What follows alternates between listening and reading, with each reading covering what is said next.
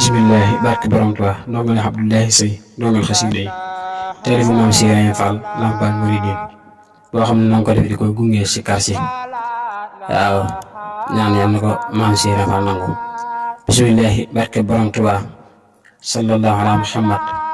Cheikh Ibra Fall ñun ñoo ngi lay nuyooti te di la wax ne yaa di ñun suñu féete.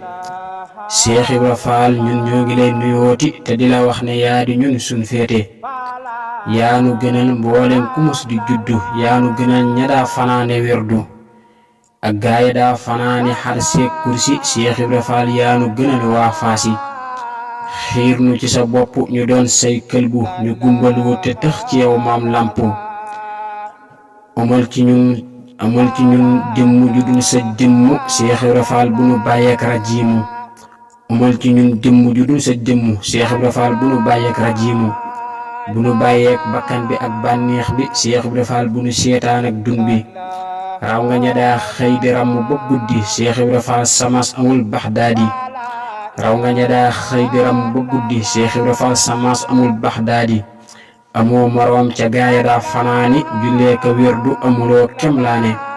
amoo moroom ca gaaya daa fanaane jullee ka wérdu amuloo kemlaane. hee gaayi Cheikh Ibrahima Fall as dongaam rekk du maasum ñii ñi fiy nuyoo karaam. hee gaayi Cheikh Ibrahima Fall as dongaam rekk du maasum ñii ñi fiy nuyoo karaam. yaa Cheikh Ibra may nu dooley biiru te may nu dooley bitti def nu buuru. maam Ibra Fall bu la neexoon na raw fi saahir wa baatin gën fi fuuf ëppale fi.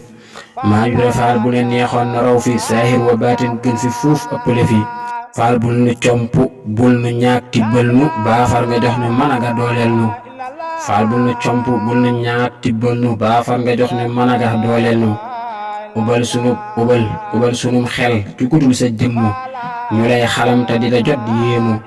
ubal sunum xel ci kudul sa jëmm ñu lay xalam te di la jot di yéemu. làqu nu Fall koo làqu duñ ko làqi Fall Abdou Seye moo doon nuyoo bil xaqi. làqu nu Fall koo làq duñ ko làqi Fall Abdou Seye moo doon nuyoo bil xaqi sallallahu ala Muhammad.